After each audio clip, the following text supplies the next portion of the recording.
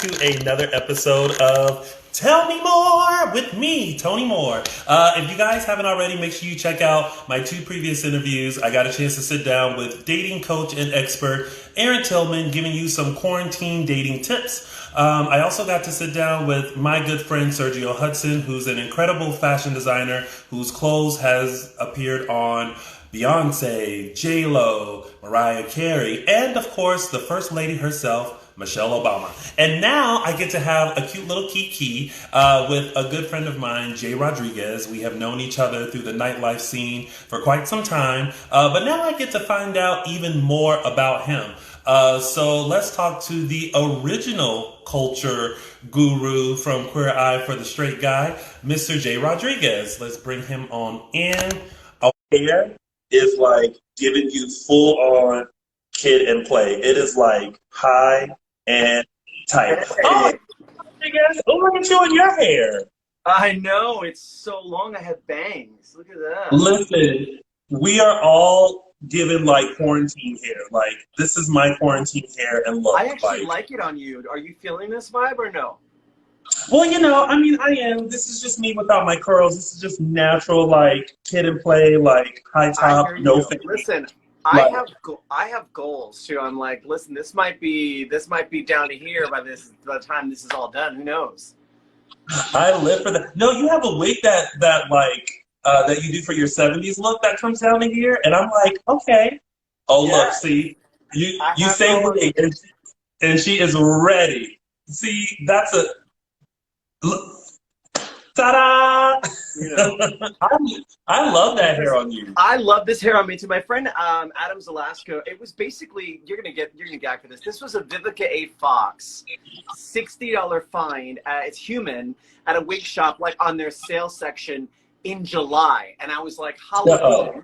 So I bought it, and it was a black bob, and I was gonna wear it for a 70s party. And my friend was like, Adam, he said, you look like a serial killer. Let me lighten it and I'll feather it for you. And I was like, you're going to ruin it. And he made it so good I never want to take it off. But it's like so good. I absolutely live for it. Well, how have you been through this whole like quarantine thing? Are you doing okay? Are you living your best life? So I think I've gone through the full I'm sorry, it's not Corona. I have a little choked on my coffee. I have been going through, I think, the normal range.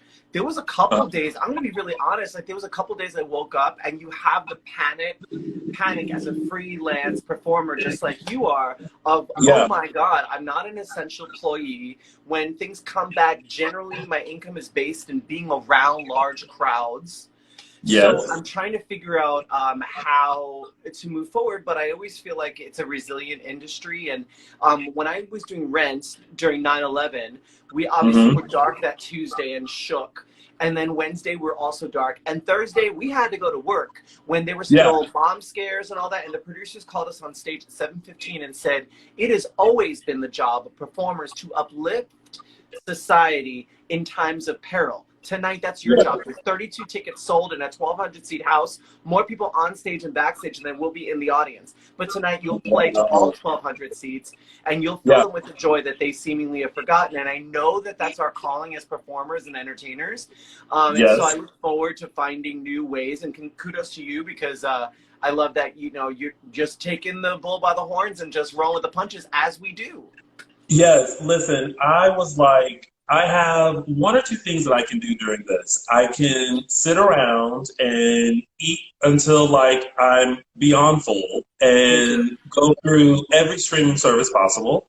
Or I can just like continue to be creative and like keep myself on a schedule and like really do stuff for me. And so that's what I kind of chose to do. Like every morning I wake up, I work out, I walk, I do this. You work out? Listen, I tried. This is what I did. I didn't have weights or anything at home.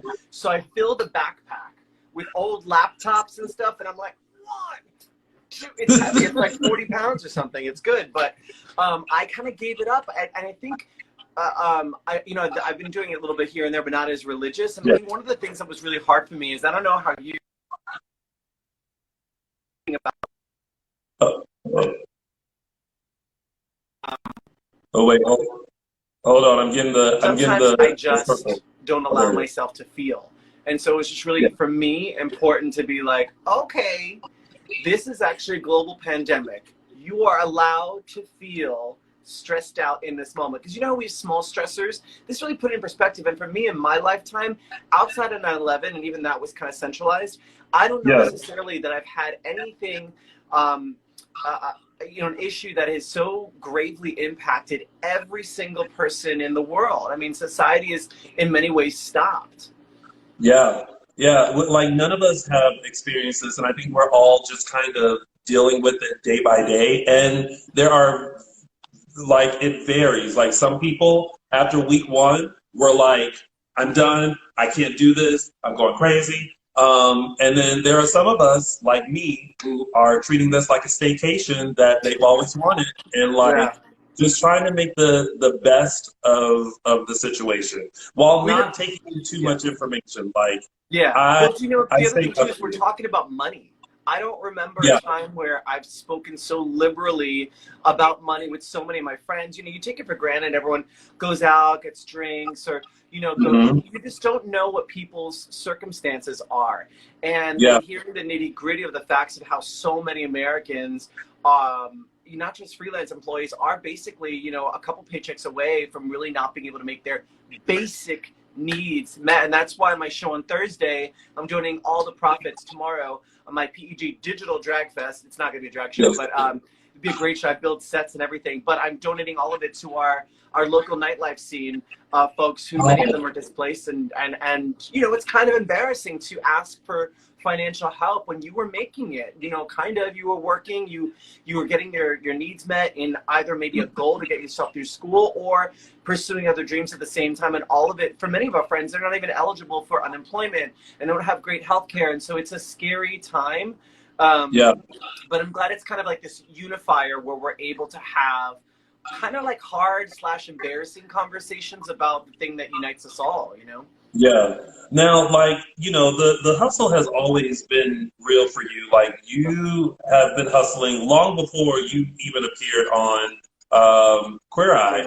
Like, back then, how would you compare the hustle back then to now? Because it's completely different. It's a world. You know, this is really fascinating, but I feel like I grew up with Billy Porter in my teens, listening to the Grease soundtrack and thought of him as a mega star. To this day I do. But that's like maybe 1996, we're thinking. Flash forward to when I end up doing Rants. Here, let me show you. This hung outside of the theater at the Nederlander Theater. Category is first time up in drags. Let's get Joan Marcus, who takes all the Broadway pictures, to immortalize the first time I was ever in drag and put it outside the theater so everyone who walks into the theater sees this. This was me in 1997. Yes, queen.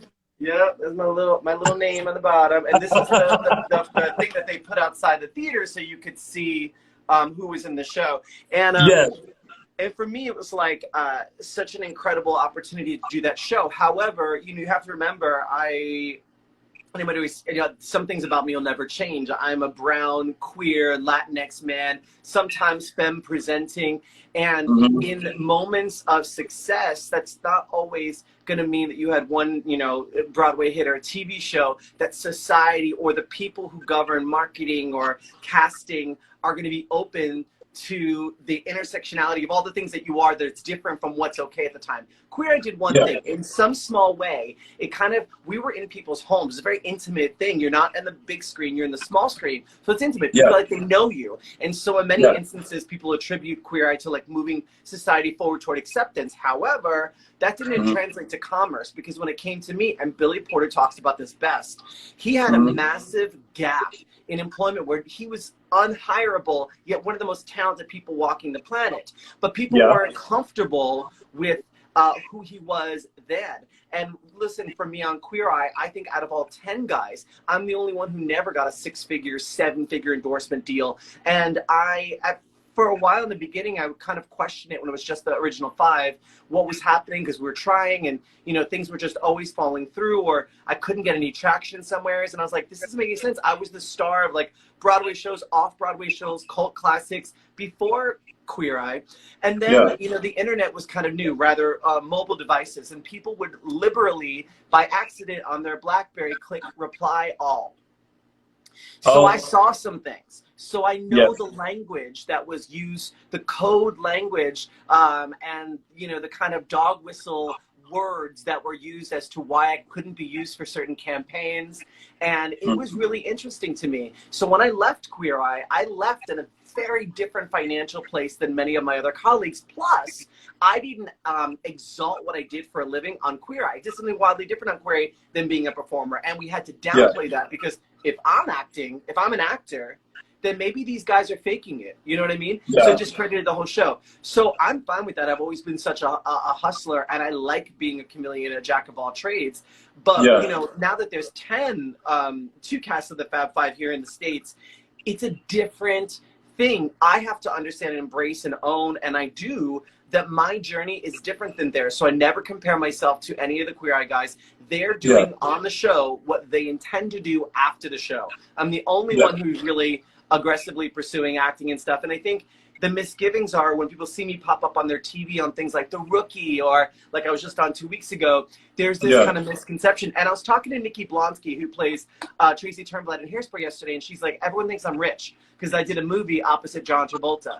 But in many Yeah. ways, you're still just, the climb is so real. So for Mhm. me, I'm motivated by the work. That's why you and I connect. It's like we've worked on many different platforms on Yes. other people's standards, different Yeah. level. But what it does for your soul, when you're on the mic at Mickey's, there is sometimes a joy that is the same when I'm sure you're on a set. That's how I feel. Yeah. Yeah, for sure. Like whenever I'm hosting, it's such a great feeling to have, to know that you're making someone laugh or making someone feel good or making someone feel welcomed, even if it's just for a moment. Like it feels good to me. Like it's a thing that's in my spirit that I've always had. Like I've always wanted to make people feel good. You Yeah, know, yeah. so now that someone has put a mic in my hand, which I don't know if people regret that now, because I will take a mic and like live my entire life. But it's such a good feeling to just allow people to escape for a second. You And I'm know? not one of those people who's blowing smoke because I'm on your Instagram live, but I Yeah. remember when I first came to Los Angeles, and I remember seeing you host the drag show at Mickey's. And for those of you who live outside of LA, Mickey's is basically the official it was the official viewing party for RuPaul's Drag Race. And you were the Monday night host that had a lot of the big stars in the show in the early seasons, Yeah. Raven and Morgan McMichaels, all these divas. But what was interesting about this drag show was the first time I saw a cisgendered man out of drag, not just only hosting a drag show, but slaying it as if he were in drag and captivating an audience that was literally there to see drag. And I think it's Yeah. a very specific skill set you have to draw everyone in toward you. You're a dynamic host. I think you're more than a host, you're a star. Oh, thank you. You I really are. appreciate You know, that. I yeah. appreciate that. I mean, it's very hard for people to see the value of like someone who is not alike. Like being a guy like this, literally hosting a drag show, was confusing to people for 2 seconds, but then they enjoyed it and they were like, "Oh, this is so fun." So I appreciate you saying that. Thank you. Well, no, it was great. It was a Um, great opportunity. I think for me, you know, also too, I tell this joke in my show all the time that, you know, there was a shift in queer culture, I think somewhat for the better, where I remember playing drag queens and trans women on television. I would never do that now, but at the yeah, time they were Hollywood. Literally in breakdowns would say no trans women, no drag queens, and yeah, so I had to be a storyteller for the people that were being forced to not be able to tell their own stories, and I yeah, took that job really seriously. But then there was this overwhelming with social media. Then suddenly all the jobs that cisgender queer men had as like survival work primarily started going to porn stars, Instagram models, and famous drag queens, which was great. yeah, Give everyone a platform. yes, But there was a shift, and I was like, oh my God, like society went from me being entertaining in queer spaces to like, I either need to show my dick or tuck it, So it was like two options. But I like it. I like the diversity now, and I like the inclusion, because I feel like our nightlife spaces, we struggle for that here in LA a lot, to not be so compartmentalized there's such, you know, racism within queer culture and sizism. Yeah. And it's just like, you know, especially here in West Hollywood, people have sometimes one ideal of what's hot, and that's the only thing exalted and the only thing that's praised. That's not true. People are, sexy comes from within, and attractiveness and all those things. Yeah. How do you like exude the confidence to push past those like stereotypes and boundaries that are set? Because I, like you, feel the same way. I'm like, if you don't look like an Abercrombie and Fitch poster child, then like the doors for you are very hard to get through. And Yes. you know, Yeah. how do you push through and remain confident in yourself? Yeah, look, I think you can, if you're really wise when you walk around, you can kind of see it in the marketing of what we're told is the most attractive. When we talk about inclusion and diversity, it's like, yeah, I don't really need to be number 4 on the call sheet. The ethnic friend, it's like, you know, we can tell our stories as the lead characters, and I feel the same way in queer spaces and nightlife, and that's sometimes the responsibility of people to say, I would like my media, I'd like the Instagram account for this queer media company to reflect what queer spaces look like. That means people of all body types, every skin color. Give me all the thing. Give me real life. Yeah. I don't want to continue to see one type of individual's journey and have to feel like I have to align myself to that. So how I think about it is Queer Eye gave me a really good thing. As a performer, you have to get out of your own way.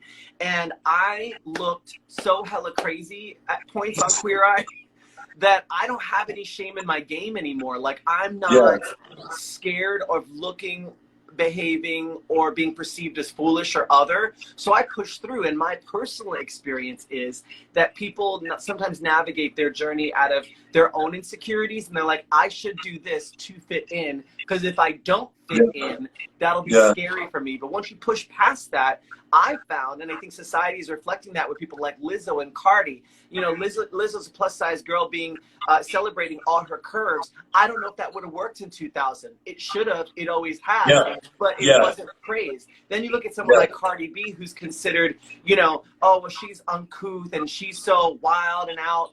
She's being authentically herself. And I think the people who are apologetic, who become a caricature or a mannequin of something they think there should be, they don't go anywhere. You know, it's like a reductive version of like the original concept. Just be yourself. And people say that all the time, but it really means trusting that you are enough. That's the scariest thing to receive. And listen, I still struggle with it, but I keep myself in check. There's many times you'll see me in West Hollywood, I'll throw on some glitter or something shiny. I don't care. I force myself to do that because the older I got, the more kind of like heterosexual presenting I became in certain spaces. And I missed walking into a room and farting glitter. I missed being clocked and having other people have to navigate their own emotions around who I was. And I don't have issues with masculinity or femininity, and I don't feel like if I wear something that presents as femme that it impacts who I am authentically as a guy. I don't. And I think society is making a shift slowly, but you know, there's still a lot of work to do. But I think it's the how I get through it is by holding people accountable and living by example. Yeah, because I will never forget when I started remember the drag cabaret Revolver? And I actually went bearded. Yes, and like I still remember the day he came in, and I was like, he is going full out for this, and I love it. You came with a light beat, glitter, like very androgynous, and I was like, if it's one thing about Jai Rodriquez, you ask him to do something, he's going to do it, but he's going to do it 200% more than what you were expecting. But I expect that of other people too. It's like you see these drag performers who sacrifice so much and have to put so much time, energy, and effort, or the ones who are good, into their appearance, and often sometimes just barely breaking even. You know, and if they're doing that, and I'm going to be in their spaces where they're the queen of the party, then I have to try to put you know, get some kind of look and vibe going for myself that's true to who I am, and be exciting, and not get in my own way, and not judge myself for how others might look at me, you know? Yeah. Now you've done so many roles on TV, film. Is there pressure to make sure that like you represent a queer, gay person of color well? Like no Yes, matter the well if the part. role is that or not, Right. but like So in the beginning it was tricky because people were like, aren't you glad we're giving you an opportunity for your people? And then it would be written by someone who didn't know the experience. yeah, And it was really tricky navigating the language to be like, I don't feel like the circumstances around this are accurately depicting whatever, yeah, or this is minimalizing or trivializing a serious issue. That was tricky in the beginning. Now at 40 and being in the business almost 22 and a half years, hmm, I have a bit more weight to my voice, and I'm not frightened to throw it around and say, and do it properly. I'm never rude or like yeah, whatever, but I think people are trying to get it right now. And that's why you see yeah, such a right, correct movement having trans individuals play trans characters because hmm, they were elbowed out of the entire system forever. And people are like, well, I yeah, think anyone should play anyone. Well, okay, hold on a second. But we just literally just a couple years ago, we're telling people of the trans experience, you are not allowed on our screens in theatrical roles. So for yeah, now, there's hundreds of thousands of trans performers who could step into scripted roles in any space, hmm, and we've seen it done. It's been proved. So I believe that authenticity is important, and sometimes you gotta let people know because it's their own ignorance. And unless, okay, give you a great example. I was doing a sex scene in The hmm, Magicians on Sci-Fi. The yes, producer and the writer and the director were all heterosexual. And the co-star was gay, but not necessarily out. There's kind of a don't ask, don't tell thing. My yeah, co-star, he's the lead on the show. And he and I had to have sex. It was not directed. It was not choreographed. They were like trying to figure it out. And they were like, what do you guys think? And then the final part of it was supposed to be like the penetration part.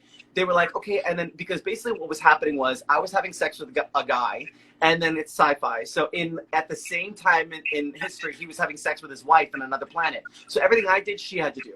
And so right. they were like, well, then you have to get doggy style. And I'm like, why? He said, well, because that's how you guys have sex, right? They only assumed that position was indicative the only way that homosexuals could have. So I was like, wait, we have to have discussion here. And then there's a whole like, they're like, and then you just pop it in. I was like, that would never happen. Because, Happen. and Yeah. so, but that's out of people's ignorance unless you speak up on sets and even on social media. If you see something you're like, that ain't, call them out. It's a teachable moment. Yeah, I mean, I feel like that a lot. I was just watching um, on Freeform that thing about Harry, and Uh-huh. I was super excited to see it. I am very like I love LGBTQIA stories. I love that they're on this platform. I love that they're able to reach people. But I have a whole text thread to a friend of mine on how like upset I was getting at the story and the imagery of what was being told. And then by the end I was crying because I realized that as a young gay guy, these were my images of what gay life was like. And at the end of the day, it wasn't. That's not the reality. In Right. fact, reality is harsher in our community than what's depicted on TV. So it's like people have to understand that like what you're showing is it may have an impression on someone who is trying to figure themselves out or know who they are, and maybe they don't know anyone else, and so they look to media to kind of tell them and tell a story so Sure. that maybe they can relate and understand. So I feel like anyone, especially like in our position, people who are creative and actors and things like that, we feel that pressure to make sure that everything is as authentic as possible and as real as possible so that someone watching can relate or go, okay, I get that and understand and feel like that's true. Yeah, I think also too, if you think about it, there's not very many queer stories that revolve around a group of friends who happen to be people of color, or at least half ratio. We had Noah's Ark for a while, which was Loved basically it. Yeah, it was an incredible series that featured black and brown men. They kind of called it the gay Sex in the City. It was on a very small cable. So was it Logo or Here TV? It might have been Here TV. Logo. Was it Logo? Okay, cool. Yeah. But, you know, we really haven't seen much like that. You get, you know, token kind of gay couples of color here and there sprinkled in. I've played several, but many times when I get into big projects and I'm a part of a TV series that's depicting gay scenes, whatever, I'm generally like the only person of color. And so then you feel like this weird responsibility to be like, you know, I just want to be able to infuse in what I'm playing what someone like me might have experienced. Yeah.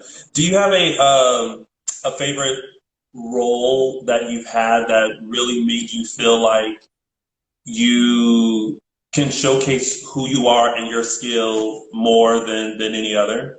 So there's two. One was on stage was definitely a turning point for me. Was I'd done so much TV for a while and I'd been living in LA for a while, and I just felt like in a lull and I just nothing was hitting. I just come off a sitcom and it was great, but I was kind of thinking it would run forever because it featured Reba and Lily Tomlin, and I was like, buy my house in the hills, get me ready for Malibu.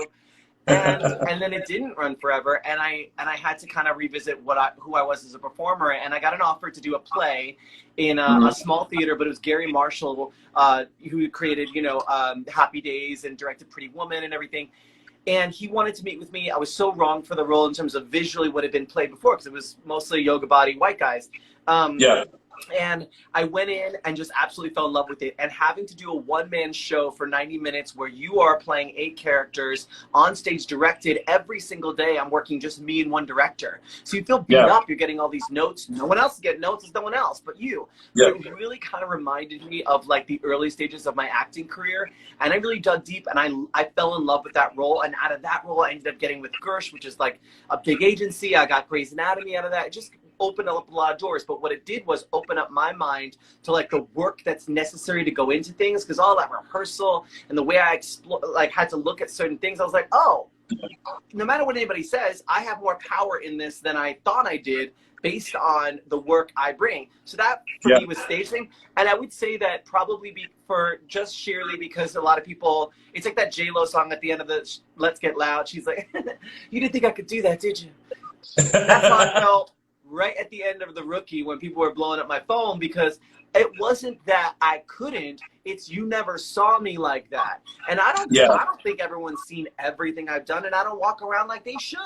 But also, I carry the knowledge of my worth as a performer. It doesn't always have to align that I don't want to be treated differently because of my profession.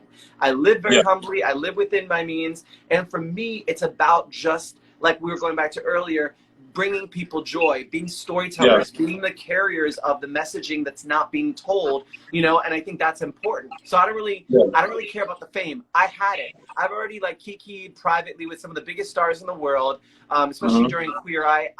I've gone in the bathroom of big pop stars in their dressing rooms, and let me tell you, everyone's shit does stink. You know what I mean? Like, I'm sure. So I don't believe in treating people differently based on, you know, their television or celebrity status.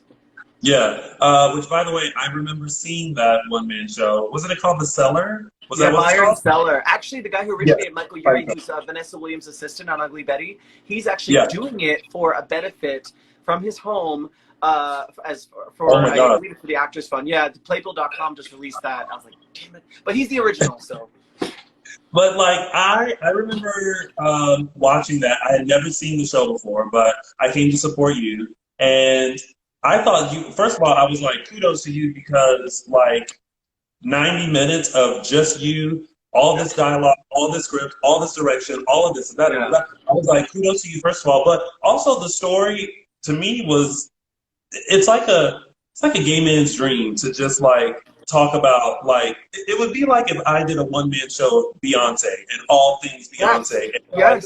And, you know, and this was about, you know, someone and Barbra Streisand, which I then found a love for Barbra Streisand too. So it was interesting. There was a lot going on. Compassion for her. The whole basically the true part of the story is Barbra Streisand wrote and shot a coffee table book about her Malibu dream house. She built it, she designed it, she's very proud of it. So she made like a coffee table book. Well, someone, and by the way, one of the things that stuck out for a lot of folks, that they were like, wait, what? she, in her farm, which is adjacent to the house, downstairs is a 1800s street, basically, with like a dress shop, a candy shop, and all like 1800 style, where she keeps her old dresses and her dolls. That's true. The fake premise was, what if she like wanted someone to work down there because she wanted to not be alone when she visits her belongings that are displayed like they're in a store? So she hires a clerk, you know, and you play that character, you play Barbara, you play the kid. But that was really rewarding. And also, I think there's moments in our lives where sometimes we do it in reflection, when you look at a picture when you were younger and you're like, damn, I was so cute. Why did I love me then?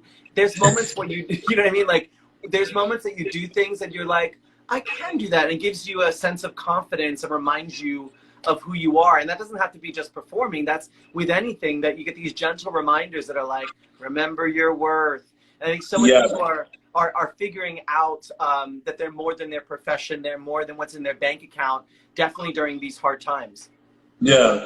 Looking back at Queer Eye, which I always thought was, you know, very revolutionary, because it's like, you know, here are a bunch of gay men on a, you know, network, you know, being who they are and really showing, you know, these straight men how to be more fabulous. Is there anything back then that you would have done differently or wish you had done differently during that time? I think coming from being 23 and coming from starring and everything for 5 years, I was already kind of a name in New York. And I think when television came in, you know, I'm very respectful. I don't upstage anyone else. Those rules don't apply when you're doing non-scripted, especially when you're working with people who aren't performers. So my first day on set, we were actually making over a crew member. He thought the makeover was happening in a week, and we just hijacked him, threw him in the car, and told him, no, it's today.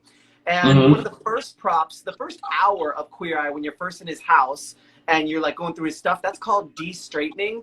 And I found in his bedside Snugger Fit condoms. Great gag. Like, great gag. Find a camera, make a bit about it, right? Yeah. Carson came in, snatched those Snugger Fits out of my hand, my first day on set, and made a whole bit for himself. And I was like, oh, this is the wild, wild west of TV. Here, we're not abiding by theatrical rules. I wish when I was 23, 24, 25, and 26, when I did the show, that I had used my voice more. I was a seasoned performer. I knew how to create moments, and I didn't trust myself because they were my elders, because I was slightly frightened that my taste level maybe wasn't where theirs was, because the whole show was style, taste, and class. And while those adjectives are kind of broad, to me, it always felt a little elitist, because I didn't grow up in an environment that I had exposure to high-end things. So many times I was learning as the straight guy was learning. But the one thing I had that no one else had was the urban downtown sensibility and understanding, you know, the city from a young person's perspective, specifically a brown young person's perspective in New York City. And there's a lot of things that come from that I was able to offer to the show. So I think I would have found my voice more loudly when I was younger, and it would have been received well. I was just too frightened, and it took me a minute. It wasn't until like seasons like 2 and 3 that I really got my stride. Yeah. Now, random question, but one that I've had since I saw your show at the Rockwell. Oh yeah, I'll spill all the tea. I don't care. Well, let's see if you'll spill this tea. Okay. Will we ever find out the straight tank top guy that you spoke of from the Queer Eye episode? Because, you know, when you told that story, we all were like, we need to know, what's the name, what's the episode? So will we ever find out? Yeah. So for those of you who don't know what we're talking about, in my one-man show, I talk about how, because one of the questions we get asked all the time, even Andy Cohen asked when we did we did a 1-hour special he hosted, a reunion. Yeah. And he asked, did any of you guys ever hook up with a straight guy? And the entire couch went, Jay. And so it was kind of known. People kind of knew. One of the straight guys did kind of hook up. Well, we definitely hooked up for a while. And I don't know his status, like if he's still married, if the relationship's still intact, if he's got a family. So I don't want to like throw him under the bus for that. But yeah, like it definitely happened. But I think my greater point was like, you know, out of 100 guys that we made over, or rather 100 episodes that we did, some of which had multiple guys, like a fraternity or whatever, there had to be a couple people during that time who weren't comfortable identifying as gay. And I think that maybe he was a bit more fluid than his persona on camera would allow him to be. Yeah. I feel like that even now, that's still a thing where I think people still don't feel comfortable enough. But I think it starts at home. I think if their families created a comfortable environment for them to be themselves, then they wouldn't have to put on a facade for not only their family but for themselves. And you know, we talk about this sexually, exactly what you're saying. It impacts your community and my community. Black and brown men are more likely to have sex with men and not identify as gay or bisexual. So when we talk about STD transmission, all that stuff, we actually say men who have sex with men, because people don't like putting labels on things. But unfortunately, because it's all done in shadows and secrecy, sometimes safety isn't a key priority. Oftentimes because it's so done in, and unfortunately that's disproportionately impacting our HIV infection rates to Black and brown men. Yeah. Because of that. Yeah, and it's like, I don't know, it's just, it's still so weird to me that like people just don't feel comfortable enough just to be themselves. And you kind of, I mean, there are some people, I won't name names because I'm like you, I don't want to, you know, expose people, but I kind of look at them and I go, this whole situation is not you. And yet you have painted this whole picture to, you know, not for the betterment of you, but because it looks right. And it's what your family will be comfortable with. Not necessarily you, but what your family will be comfortable with, and the neighborhood and friends and things like that. So I feel like now we should be in a position where we do create those comfortable environments so that people do feel a little more comfortable just being themselves. And listen, there's enough letters now to where you can just identify as whatever. Like, you know, you can be a bacon lover for all we care. Like, just love who you love. Be comfortable. Well, we know our friend Billy from Chapel in West Hollywood, the Abbey.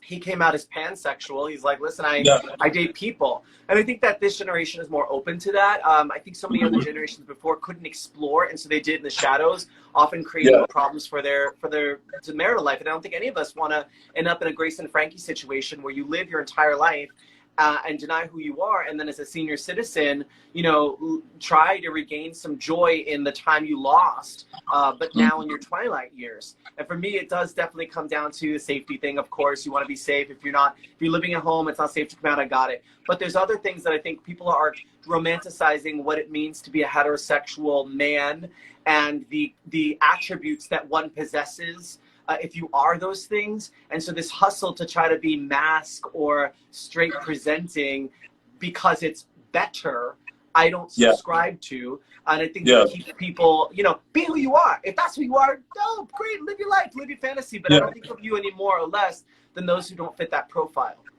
Yeah, exactly. So your digital show. Yeah. Let's talk about that real quick. Your digital show is happening tomorrow. It's through Digital Fest that PEG Producers Entertainment has been like putting on these like amazing shows like throughout this whole quarantine thing, from like favorites from all like, you know, drag queens, performers, and things like that.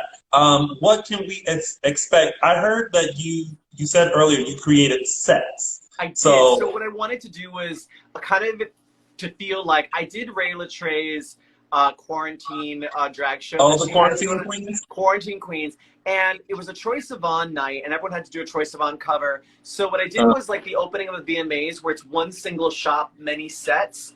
That's kind of what I tested out. And so what I ended up doing was redressing this kind of like palette. You know, those things you put, the wooden things you put the forklift under and you lift stuff, a palette. I've got one of those in my apartment that's got lucite boxes on it, pull these flowers and lights. And so that's kind of one cool set. It says the word hope on it. Another one is I found if I blacked out my kitchen, I've got great lasers and strobe stuff. So if I stand before it and I light it, it looks like all this crazy. It's so dope. So there's that one. And then I have like this really beautiful kind of crazy vintage chandelier that's from the Oscars that was in a friend's garage. He's like, do you want this? I'm like, yes. So I had that all twinkly for one thing. So I've kind of just basically created vignettes to kind of help tell my story, because one of the things that I recognize is, you know, while we all are trying to hustle with our online entertainment, I think I'm asking a lot for people to watch me stagnant for 30 minutes in one setup when my journey is kind of all over the place. So I wanted to at least support the story and the music and the bits with something visual that supports that. So there are going to be costume changes and hair and all the kind of business. A, because that's kind of me anyway, but it just, it speaks to the kind of Moulin Rouge nature of how I like my life. And I actually am opening with a parody song that I wrote. When I write, just like a parody song of a popular song. And it's Dreamgirls. It's the opening of Dreamgirls. Yes. Oh shit, I wish I had it on me. But it's gonna be you're gonna get the full, you know, the brass and the whole thing, the roaming spotlights. I figured out how to do that. And then you know from blah blah blah, and then I'll do the every man's got a quarantine dream, and it's about to come true. Life's not as bad as it may seem if you open your eyes to what's in front of you. We are quarantined, y'all, but I'll make it happy. Yeah, we are quarantined, y'all. I'll always care. We are quarantined, but I will never leave you. No, no. And all you gotta do is stream, baby. I'll be there, yeah. So a fun, you know, kind of play on that. Fun little vocals. So that'll be funny and cute and sparkly and stuff. And then I've got a fun one that I'm doing. Sherry Vine has a great song. Well, you saw that. I don't know if you were at my last couple. I do her version of Hallelujah, which is How I Blew Ya. And I have a vintage book that I call the Book of Queer Secrets. And it was passed on to me when I got Queer Eye, as the story goes. And then I open it up, and each verse, I sing the verse, and it's all different situations that this character finds himself in where they're blowing someone. And then at the end of each passage, and then I sing the verse, and I'm like, signed, R. Paul. And then I go on, like, it's always famous queer people that left this really filthy verse. So there's that one. And then I have a really funny parody of Don't Cry For Me Argentina, which is called Don't Cry For Me because of Queer Eye. That was it's really funny. And then, you know, just like I've got 2 pop songs and then a song from Rent. So it kind of rounds it all out. But the show's 30. We do a 2-minute encore. And yeah, I think for me, it's like I recognize that so many people kind of dipping out. And some kid had messaged me on Snapchat. And he was like, I forgot how I knew you. And he was younger. And he was like, oh, I was just watching the Malibu Country with Reba. And I realized that's who you are, but you don't have the accent your character had, so whatever. And I recognize that, oh my God, there's so many people all over the world who maybe watched something here or there, maybe The Magicians, maybe it was Queer Eye, maybe it was Rent, maybe they grew up with the Xanadont soundtrack. So I want them to kind of feel like they had an opportunity to see my show, but also it's quarantine and they're watching on a device or on their computer, so I gotta make it exciting. So, because you just shared your amazing vocals, and you know, I think that's another side of you that not many people may know about. Any thoughts on music, on releasing an EP, single, like? My friend Jamie Jones from All For One, he actually produced Wayne Brady's last single, which I loved, and which I actually did the music video for it. He and I were talking about doing a song because I did Family Feud with the Queer Eye Boys in February, first week February. It's all Queer Eye versus Queer Eye, and it'll air this summer. So I thought how wonderful it would be to release a single and then release all the proceeds for the charity who is the beneficiary of the Family Feud game. And now with Corona, I don't know if I'll be able to exactly, but I am very much interested. I don't want to pursue some pop career for myself, but I do recognize the importance of like doing a great bop and making that kind of music and paying it forward. Yeah. So so I have an idea and a concept, which I'll tell you off air, which I think you'll really love. And I hope to still be able to do it. My heart is saying that I'm gonna do it, but you know, for a lot of people, I was planning on performing it at all the prides this summer. I was supposed to perform and host San Diego Gay Pride. I had dancers booked. I mean, everything was ready, and that's like the first time I've really stepped into that kind of. Usually, I just MC. This was gonna be full production, LED screens, and now we've got Corona. So you know, I mean, I just want to do my part to help people feel connected because it's a scary time for a lot of folks. I'm talking to my friend who went home. He went home. I don't know how many friends you had who just went home, who are writing it out with their parents because they're like, I literally do not know how I'll pay May rent. I don't know. So it's like, you know, we're all there. Yeah, it's definitely like we said, it's an interesting time, and there have been people who have just decided, you know what, I'm just gonna go ride this out with family. Like, I just need to be around people instead of being around themselves, and like, there's a lot to figure out, you know, like just the basic necessities. I still remember when I still remember because this was so long ago when this started. And everybody was rushing to the grocery store. And I remember I was one of the last people because I was one of the people that was like, this is fine, this will blow over, like everyone's panicking for no reason. And then I thought, oh, maybe I should be a little more prepared. And I went to the grocery store and it felt like the apocalypse. Like it felt like the shelves were empty. It was like literally the bare minimum. Like you couldn't even find just basic stuff. And the mood was like you could tell people slowly walking down the aisles and just kind of looking to see if that last can of something was still there. And I was like, this is the most eeriest feeling to be a part of. And then a couple of days later, like everything refilled and then we were all fine.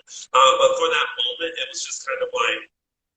Well, the other thing too is I was actually kind of frustrated because I was like you. I went and got kind of what I needed after, and I was scavenging for things, and I was like, yeah, noodles and ranch sauce, that'll work. You're just trying to figure things out, you know.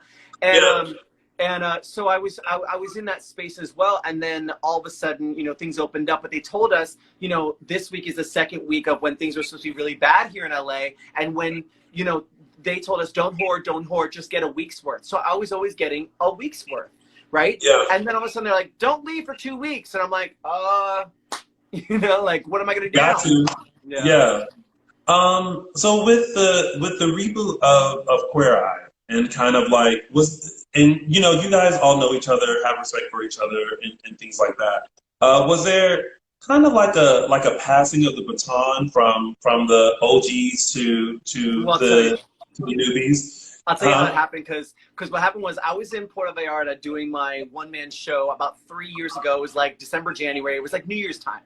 And I always go there because I test my stuff, you know, there. It's a good, safe audience, and then I bring it to the States after. It's a paradise workshopping your material. And I got a call from the producer of Queer Eye, who never called. I mean, I can count on one hand how many times in 17 years that he's called me. So I was like, oh, this must be serious. I'm like, hey, he's like, are you somewhere you can talk? I have the producers on the line. We'd like to put you on speakerphone. I was like, yeah, hold on. I was in sound check. So I run outside. Now this is the beginning of the reboots. So I'm all excited. I'm like, so long, PV, I'm going back to television. So the guys get me on speaker and they're like, hey Jay, like we're all here. We just want to say this is the producers of Queer Eye, okay? The people who are producing 2 out of the 3 who originally produced it, and one of their co-producers now. So it's just basically 3 people, missing one of the people that we originally started with. And they're like, we just wanted to tell you that we're bringing Queer Eye back, and every Puerto Rican, Italian, New York City part of me jumped in. I didn't hear a breath, and I was like, oh my God, this is amazing, because I just feel like as a 30-year-old, I have so much more to offer right now, and I have ideas. I have a lot of ideas, because it's not like the first time wasn't great. It was great, but I have thoughts and feelings, and if you're open to suggestions, also like to produce, because at this point, I feel like we were producing. When I tell you, they disregard, like, then he was like, with an all-new, exciting, dynamic cast, and I was like, oh, like my heart sank, the sound left the room. I was in shock, and I was completely, if I'm being honest, just caught off guard and kind of in my feelings. And it was really tricky, because when you're part of something that at an award show, you're presenting in a queer space, and they're like, you're an icon, you're a trailblazer, you sacrificed parts of things that opened doors for others so now they could work when you turned out. All these things came rushing back, and we didn't have social media, you know. It's like, so all this stuff, I was like, damn, all these guys are gonna get this opportunity.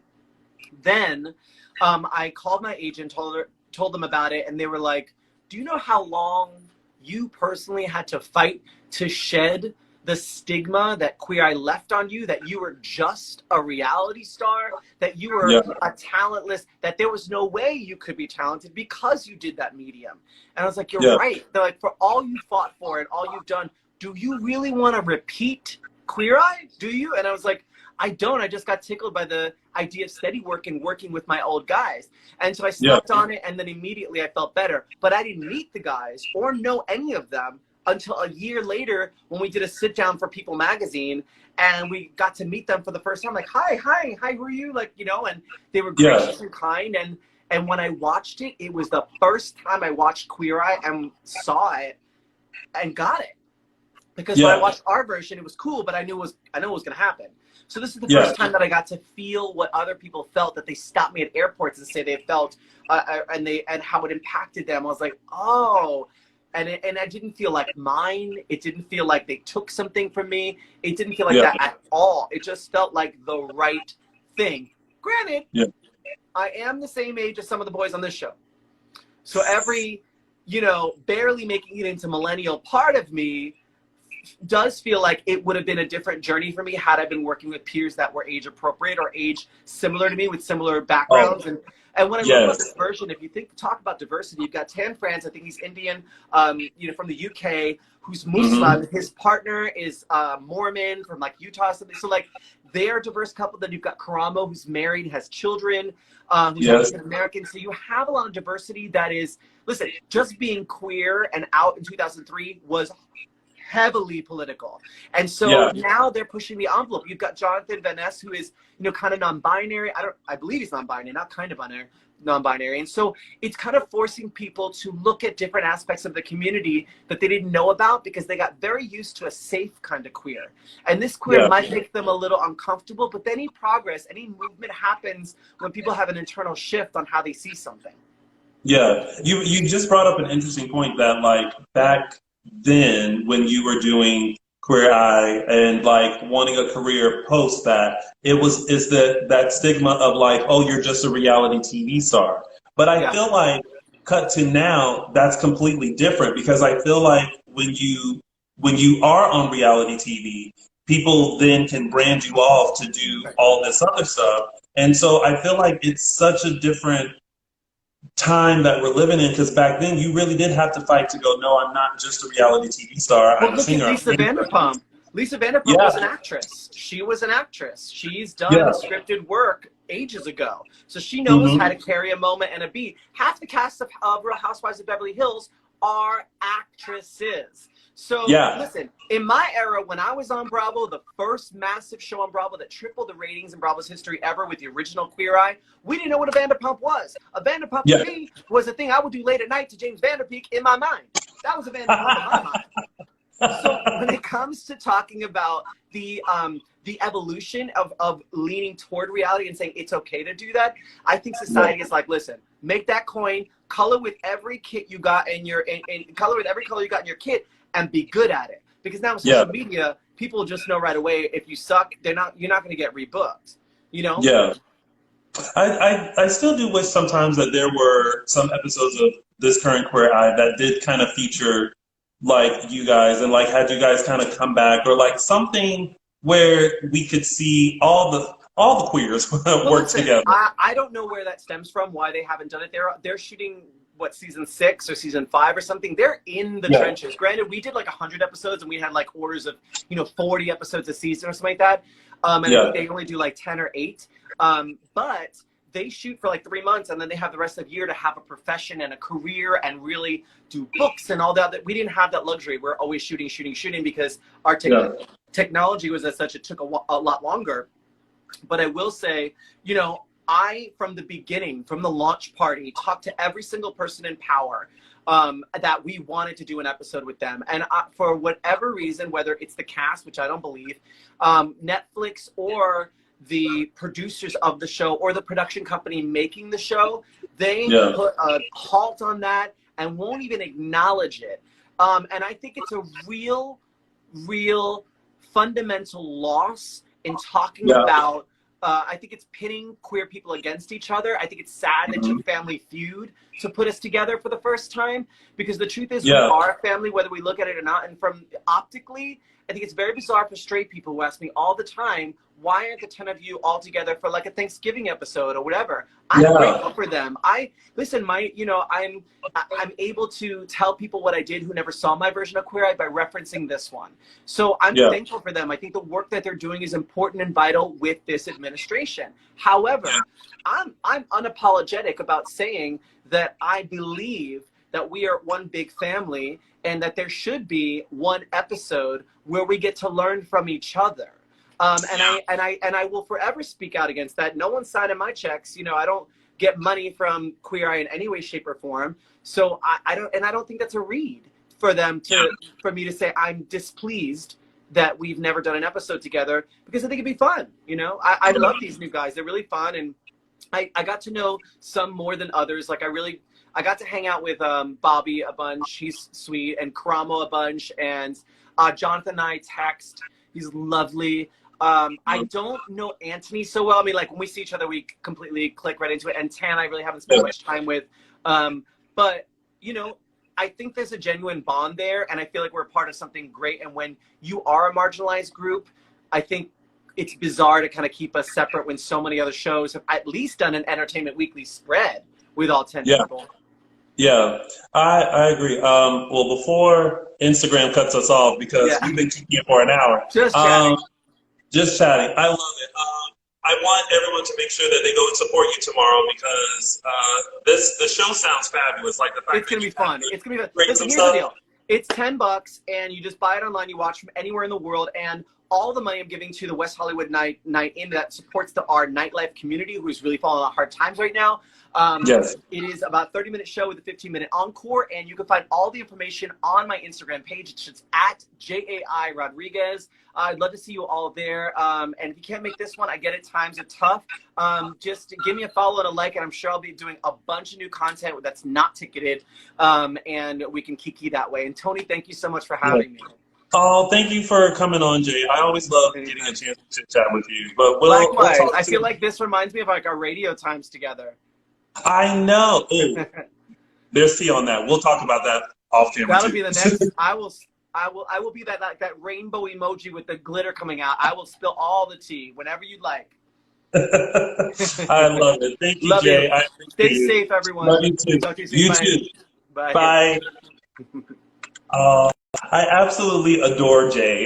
You guys make sure you go and support him. Follow him at Jai Rodriquez, and watch his digital show tomorrow. Like, Jay is such a creative person that the fact that he's transformed his whole entire house into like the Staples Center and giving you sets and props and things like that, you are absolutely going to live.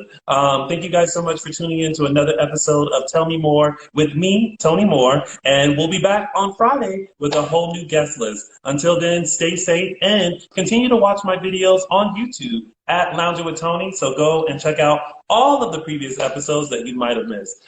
Take care, everyone, and have a wonderful day.